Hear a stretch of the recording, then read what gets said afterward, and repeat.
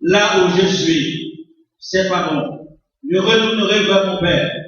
Là, je suis sans amis. C'est pas bon. Je vais prendre la résolution de respecter mes amis. Je vais prendre la résolution de les considérer. Je vais prendre la résolution de ne plus les mépriser. Évidemment, si nous regardons le travail du docteur Espace, et qui nous dit que chez nous, dans notre société, à cause de notre orgueil, nous professons la culture du mépris. À cause de notre orgueil, nous professons la culture du mépris de l'autre et nous ne reconnaissons pas la valeur de son travail. Frères et sœurs bien-aimés, ni par nous-mêmes, nous ne pouvons pas marcher dans une voie pure, dans une voie droite, dans une voie qui est digne de la vocation céleste, dans une voie qui est digne de Christ, dans une voie qui est une voie de pureté. L'apôtre nous commande non seulement dans notre quête quotidienne, spirituelle, de marcher avec Dieu dans une vie d'amour, dans une vie de pureté, mais également dans une vie de séparation. En Colossiens, l'apôtre Paul demande aux Colossiens de ne pas se laisser entraîner par les discours, par les fables, par les éléments rudimentaires, mais plutôt de leur laisser transformer par l'esprit. Aussi, dans Éphésiens, il nous demande de mener une vie de séparation. N'ayez donc aucune part avec eux. N'ayez donc aucune part avec eux. Séparez-vous. Il nous rappelle qu'autrefois, nous étions dans des ténèbres. Vous et moi. Je fais partie du nombre. Vous faites partie du nombre de ceux-là qui marchaient selon notre propre conscience, selon ce que nous voulons. Au chapitre 2, l'apôtre Paul nous dit, nous marchions selon le train de ce monde. Autrefois, nous étions morts à travers nos offenses, à travers nos péchés, dans lesquels vous marchiez autrefois, selon le train de ce monde, selon le prince de la puissance de l'air, de l'esprit qui agit maintenant dans l'esprit de la rébellion. Nous étions de cela. Mais Dieu qui est riche en bonté, en miséricorde, et par Jésus-Christ, maintenant, nous marchions non selon ce que nous choisissons autrefois, mais maintenant, nous marchons par la foi. Nous marchons sous le regard de Christ, nos yeux fixés sur lui, et nous avons un point de départ, c'est la foi.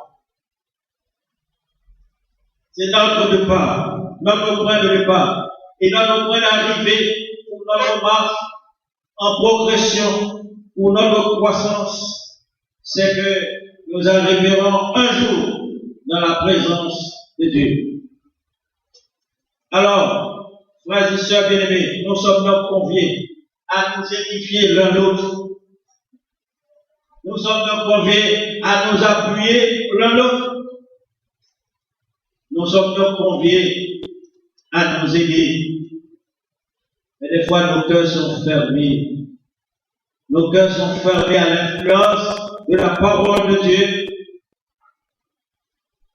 Et le même que nous marchions avec Dieu, nous faisons des écarts. Nous réalisons des écarts. nous ne marchons pas correctement, nous ne suivons pas la ligne orthogonale, nous suivons plutôt la voie paranormale. Nous agissons en dehors de Dieu. Dans nos simples rapports, même dans nos rapports d'église, de maman, de frères et de sœurs, en Christ, des fois, celui-là qui n'est pas à l'église, il a beaucoup plus d'accueil que ceux-là qui sont à l'intérieur de l'église, qui mangent, qui chantent, qui prient, qui se manifestent. Nous devons demander à Dieu de nous éclairer l'esprit, mes frères et mes sœurs, pour que nous cessions d'agir, de produire des œuvres infructueuses, pour que nous cessions de nous identifier comme des enfants de ténèbres, mais que nous agissions comme des enfants de lumière. L'enfant de lumière va propager sa lumière, cultive de Christ. L'enfant de lumière va refléter sa lumière de telle manière qui est une image positive. Nous n'aurons pas une image renversée pour ceux-là qui sont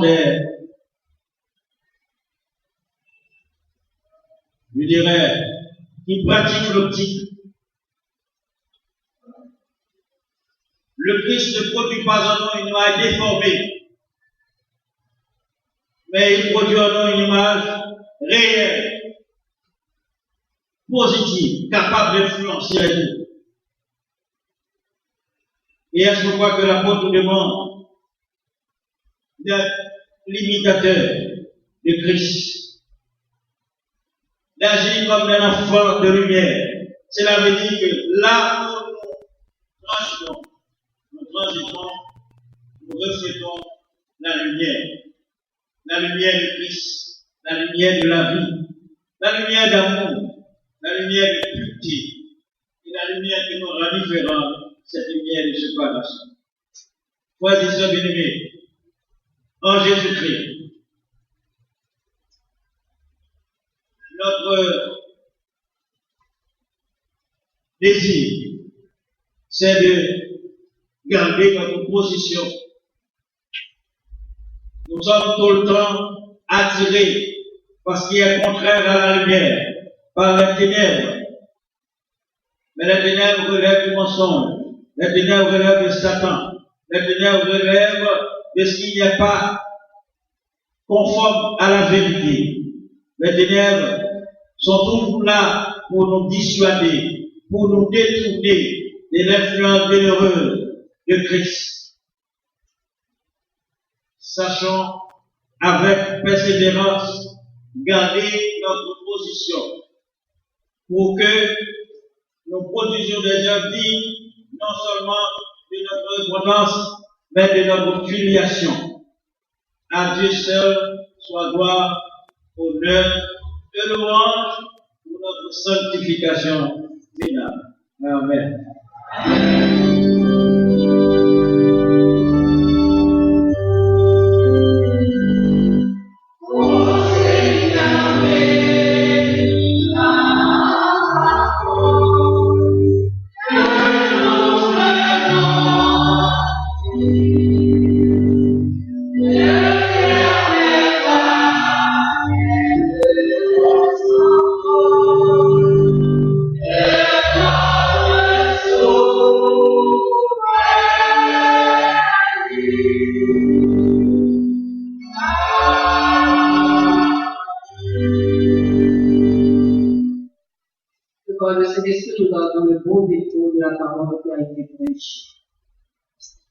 Maintenant, frères et sœurs, il n'y a pas d'adoration sans offrande.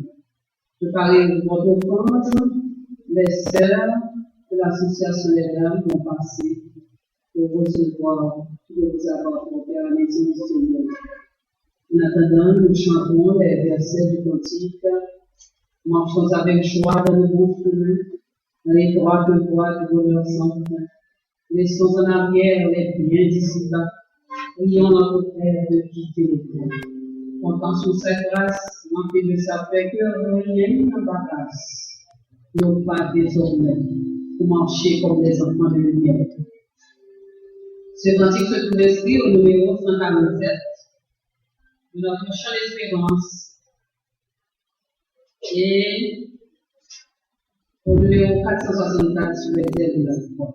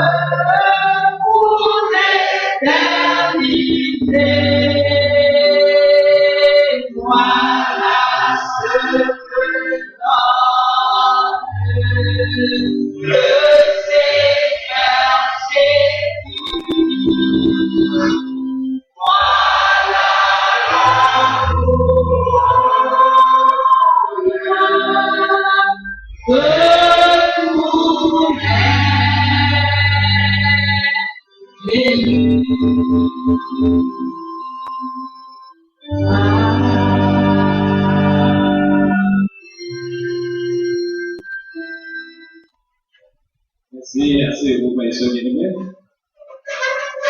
Nous allons entrer dans le service de baptême. Je vais demander aux différentes associations, s'il vous plaît, qui font l'accueil à l'église. Quand on est en vacances, on doit souligner qu'on est en vacances pour que je vois que l'association des dames est très maigre ce matin dans l'accueil de l'église. Donc il faut souligner, il faut prendre les mesures nécessaires. Nous allons entrer dans les autres baptêmes.